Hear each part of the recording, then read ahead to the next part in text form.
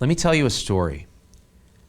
A mother who happens to be a nurse practitioner, Roseburg, Oregon, decides because her husband, Pete, is working nights as an ED tech and doesn't get off until 4 in the morning, she decides to take her child, Remington, Remy for short, to daycare that day. And it's not their typical routine, but she really wanted to let Pete sleep in. And so she puts Remy in the car. Nicole is her name, the mother, the nurse practitioner, and drives to work, where she starts a day as a nurse practitioner doing all the very harried and important work that we do in medicine. She goes to her car at 4 p.m. after finishing the day, walks to her car, and finds Remy in the back seat. And she's unconscious and blue. And apparently went back in and screamed to the rest of the staff. And we who work in medicine can imagine what this is like. And Remy was taken to the hospital, where the staff know who she is because Pete is an ED tech. And they try to resuscitate Remy, and she dies. And when she was arrested, Nicole told the police that she thought that she had dropped Remy off at school, but she hadn't. And when she saw her mistake, when she went to the car, that's when that thin wall that separates all of us from hell itself fell down. And your reaction to this horrible tragedy. Look, I'm a father. I have 2 little girls. Tom and Logan are both parents or parents to be on my team. And we talked about this yesterday. And our reactions were so different that it said something very important that I wanted to talk about today. I felt like this could have happened to me. I am so distracted a lot of the time, and I'm so type A that I run on my prefrontal cortex. I'm always planning and strategizing and thinking where I'm going. And our underlying reptilian brain, that basal ganglia underneath it, that's wired to do things unconsciously, like drive, go through routines, go through patterns, often will run on autopilot unless it's overridden. Tom and Logan immediately felt the outrage that many feel, like, this mother killed her child through neglect. And I felt this could have happened to anyone. It's a mistake in how we're wired, and now this is the worst possible thing that could happen to a family. And how we see this case says a lot about how we're wired. So Nicole's clinic, Evergreen Family Medicine, supported her wholeheartedly. Most of her community supported her wholeheartedly. The president of the clinic wrote a beautiful thing on Facebook talking about this case, and ribbons were put up around town. At the same time, people in the community called for her head. They wanted to see her hanged. They wanted to see her rot in prison. They went around and pulled the ribbons down. Who's right? Let me back up for a second, because what you think about this says a lot about who we are as human beings. This has actually been studied. This distraction where children are forgotten in cars. As a parent, it seems inconceivable. All our evolutionary drives are programmed to prevent us from letting our children come to harm, and yet this happens to 30 to 40 children a year.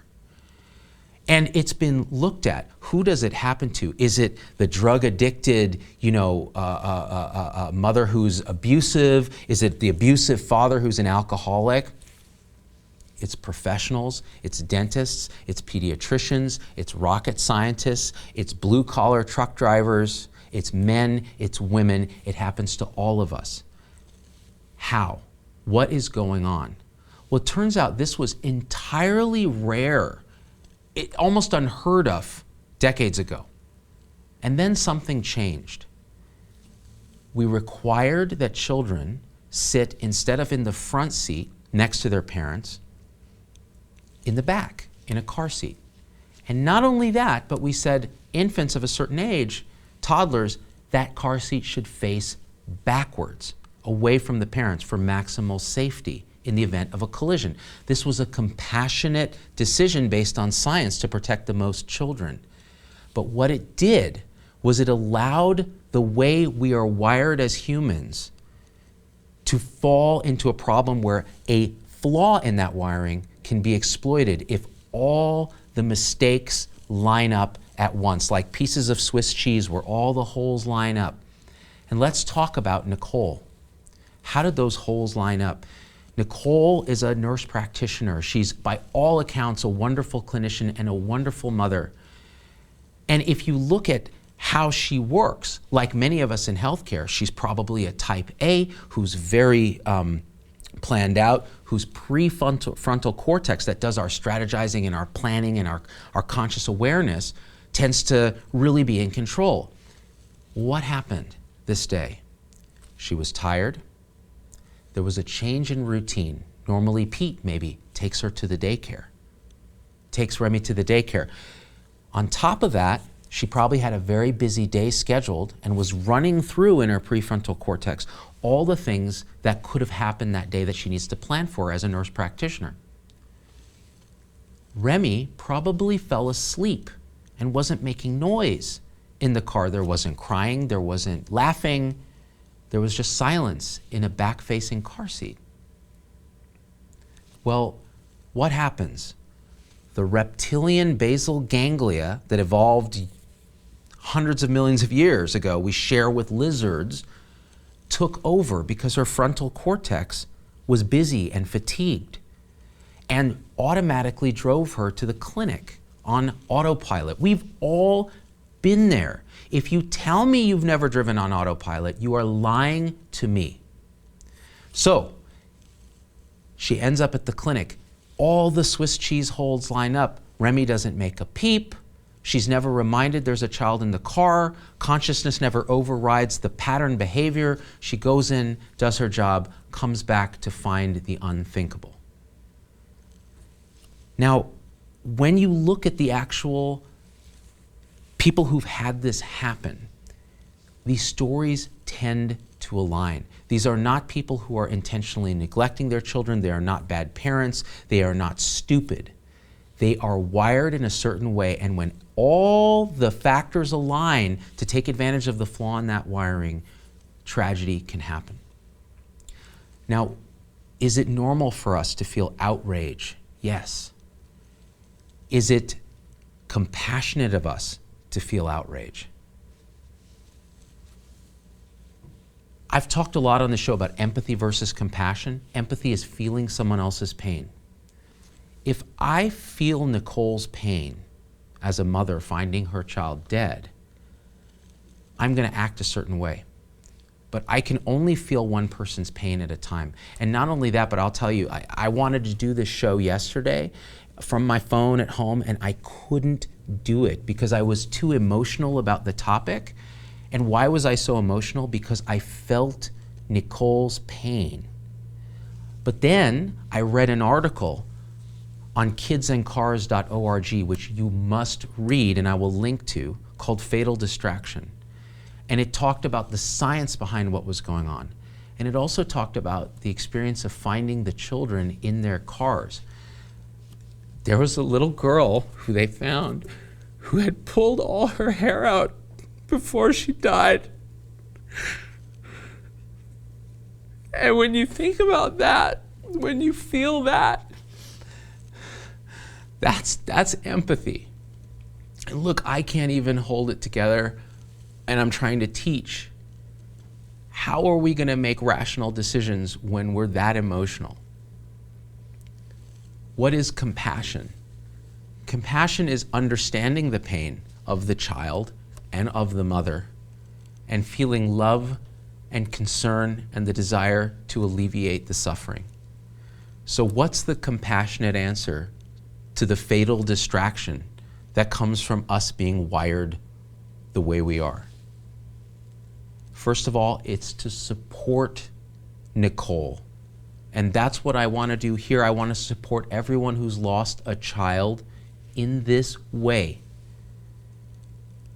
It is a personal hell that you will never recover from, and that is a horrible punishment. Putting you in jail is not going to make it better. I think we can show compassion by saying, this is how we're wired. Why can't we have sensors in the back of the car that go off when a child is left in the seat and you close and lock the doors? They tried to make them mandatory with a law, and the auto industry lobbied against it because it would add cost and complexity. Maybe we need to have a teaching for new parents where we say, you know what? This can happen to you, because it can, especially if you're type A and you rely on this frontal cortex to run your life. Well, when that fatigues, you're going on autopilot. Maybe we need to check every time in the back before we close the door. Maybe we need to leave something we need next to a child in the back, so that to open the door and get out, we have to go next to the child and see them there. Maybe we need a mirror on that back headrest so that we always see in the rear view what's going on in the back of our cars. These are the compassionate answers to this problem, not trying to villainize this poor mother who made a mistake that I am telling you any of us could have made, that I could have made. So please, if you want to help, share this video with people you care about, with new parents, with old parents. Lobby for change. Maybe we need sensors, maybe we need systems that are better. Support people like Nicole who've lost something so important. And always check the back of your car before you close the door. Because if you think it can't happen to you, you're wrong.